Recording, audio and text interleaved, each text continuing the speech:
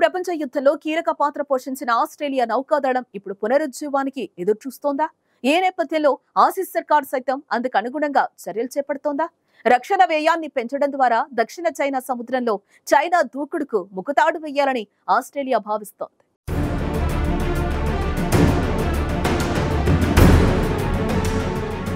Australia తన ఉపరితల పోరాట నౌకలను దశాబ్దంలో 11 నుండి 26కి పెంచాలని యోచిస్తోంది.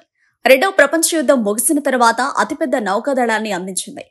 దేశం తన నౌకాదళ సామర్థ్యాన్ని గణనీయంగా పెంచుకోవడానికి సిద్ధంగా ఉన్నప్పటికీ తగినంత మంది సిబ్బంది లేకపోవడం, ఖర్చు, ఓవర్ రన్లు, ప్రభుత్వ యూటర్న్లు, తరచూ విధాన మార్పులు వంటి సమస్యలు అలాగే ఉన్నాయని నిపుణులు అంటున్నారు. దీంతో ఆస్ట్రేలియా ఇప్పుడు తన అతిపెద్ద నౌకాదళాన్ని ఎందుకు నిర్మిస్తోంది అన్నది చర్చనీయాంశంగా మారింది.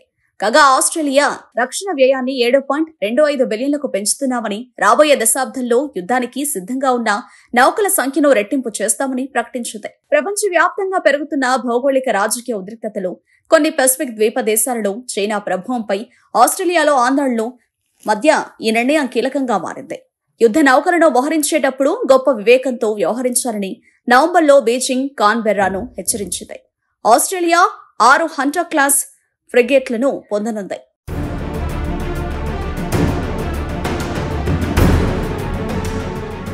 ఇవి జలాంతర్గామి వ్యతిరేక కార్యకలాపాలను నిర్వహించడానికి, ఆస్ట్రేలియా వాణిజ్య మార్గాలను, ఉత్తర సముద్ర విధానాలను రక్షించడానికి, నౌకాదళం ఉభయచర నౌకలను రక్షించడానికి అమర్చబడి ఉంటాయి. ఫ్రిగేట్లు యాంటీ ఫిష్, ల్యాండ్ అటాక్ షిపుల్లో ఉంటాయి.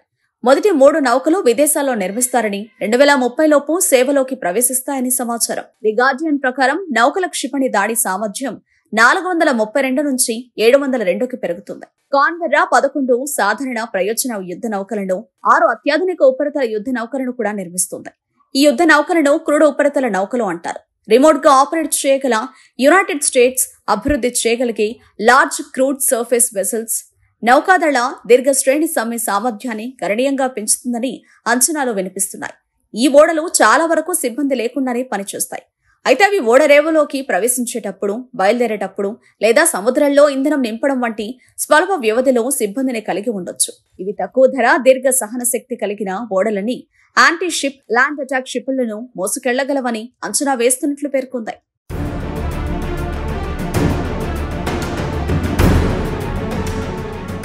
శత్రు భూభాగంలోని లోతైన లక్ష్యాలపై సుదూర శ్రేణి దాడులు చేయగల సామర్థ్యం గల టొమాహాక్ షిప్పులను నౌకాదళం ఆయుధాలు కలిగి ఉంటుంది. అంతేగాక ఆష్షోర్లో పెట్రోలింగ్ చేయడానికి, సముద్ర భద్రతను నిర్వహించడానికి 2 డజనుకు పైగా చిన్న ఓడలు కూడా మోహరించనున్నాయి. తాజా నిధులు భవిష్యత్తులో ఉపరితల నౌకాదళానికి మొత్తం ఖర్చును $35 బిలియన్ల చేరుస్తాయని, ప్రభుత్వం దాని రక్షణ వ్యయం 2030 ప్రారంభంలో జీడీపీలో 2.1% ప్రస్తుత అంచనాల నుండి 2%కి పెరుగుతుందని అంచనా వేసింది. ఇదిలా ఉంటే నాటో దాని సభ్యులు రక్షణ వ్యయాన్ని 2%గా ఉంచాలని డిమాండ్ చేస్తోంది. దీంతో తాము తీసుకున్న ఈ నిర్ణయం రక్షణ వ్యయంలో గణనీయమైన పెరుగుదలను చూస్తుందని ప్రభుత్వ వర్గాలు వెల్లడిస్తున్నాయి. బలమైన ఆస్ట్రేలియా బలమైన నౌకాదళంపై ఆధారపడుతుందని, ఇది మా ప్రాంతంలో దౌత్యం నిర్వహించడానికి, సంభావ్య శత్రువులను అరికట్టడానికి, జాతీయ ప్రయోజనాలను కాపాడుకోవడానికి సన్నద్ధమైందని Australia navy chief vice admiral Mark Hammond పేర్కొన్నారు. భవిష్యత్తు ఉపరితల పోరాట నౌకాదళ పరిమాణం, సామర్థ్యాలు అభివృద్ధి చెందుతున్న వ్యూహాత్మక సవాళ్లను ఎదుర్కోవడానికి సిద్ధంగా ఉంది.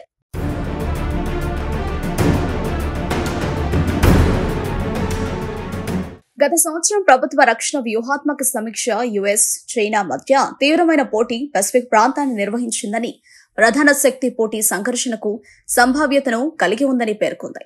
Integrated air missiles defence, multi domain strike, సముద్రగర్భ యుద్ధంతో కూడిన ఉపరితల నౌకాదళం ఆస్ట్రేలియాకు అవసరమని పేర్కొంది. ఇది తక్షణ అమలుకు పిలుపునిచ్చింది. ఆస్ట్రేలియా భద్రతకు ఏదైనా ఆలస్యం ప్రమాదాన్ని పెంచుతుందని పేర్కొంది. సంక్లిప్తంగా ఆస్ట్రేలియా తన భద్రత గురించి ఆందోళన చెందుతోంది. 2020 చివరికి దక్షిణ చైనా సముద్రం, ఈశాన్య ఆసియా రెండింటిలోనూ చైనా పెరిగిన దూకుడు కారణంగా ఉత్పన్నమైందని విశ్లేషకులు అంటున్నారు. పశ్చిమ పసిఫిక్ లో చైనా నావిక, వైమానిక దళం చేస్తున్న ప్రమాదకరమైన చర్యల గురించి యుఎస్, కెనడియన్, ఆస్ట్రేలియన్ మిలిటరీలు అనేకసార్లు ఫిర్యాదులు చేశాయి.